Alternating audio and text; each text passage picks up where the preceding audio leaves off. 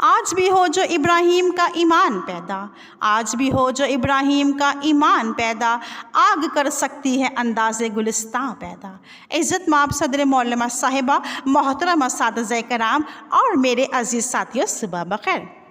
آج میری تقریر کا عنوان سخن ہے ذوق ایمان۔ آج میری آنکھیں نشاط سے سرشار ہیں اور میرا دل خوشی، شادمانی اور ذوق ایمان سے لبریز ہے کہ زمین و آسمان کی اونچائی اور گہرائی، چاند کا جلوہ، ستاروں کی چمک، سبزہ زاروں کی تراوت، پھولوں کی مہک، ہوا کا سناٹا، شفا کا منبع، عقل و حکمت کا وسیلہ، بادشاہوں کا تاج و تخت، ماں کی ممتا، باپ کی شفقت، صرف اور صرف خداوند کی قدرت اور کمال سے ہے۔ حاضرین کرام، اگر عہد عتیق کی ورق گردانی کریں تو معلوم ہوتا ہے کہ ذوق ایمان ہی تھا جس کی بنیاد پر خدا تعالیٰ نے اس دنیا کو خلق کیا۔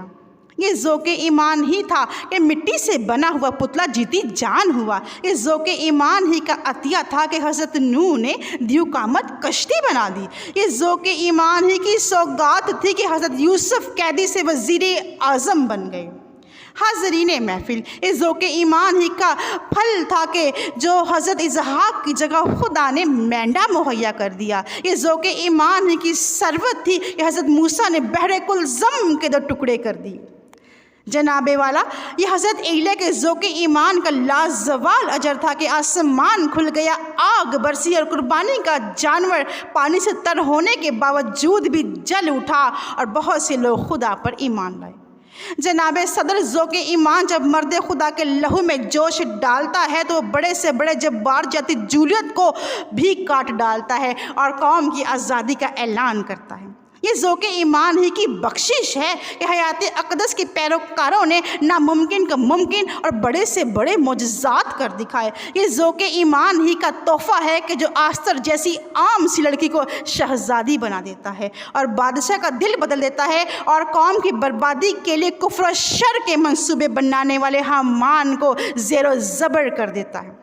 حاضرین محفل، یہ ذوق ایمان ہی کی کثرت ہے کہ مرد خدا کو ساؤل سے پول بنا دیتا ہے اور وہ ہر قسم کی زنجیروں کو کاٹ کر آگے بڑھ جاتا ہے اور حق و باطل کے میدانوں میں ریزہ خیز زلزلہ برپا کر دیتا ہے۔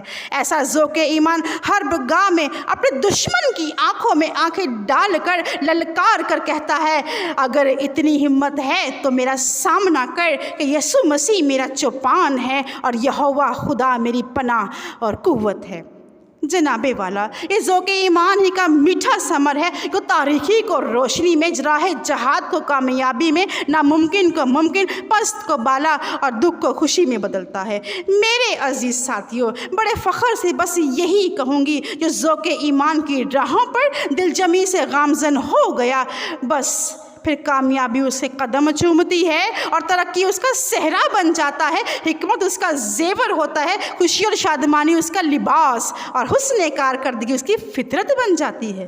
ذوق ایمان سے نشاط محبت کرنے والے زیرو سے ہیرو بن جاتے ہیں اور سکندر سے قلندر بن جاتے ہیں، کمزور سے وہ زوراور بن جاتے ہیں۔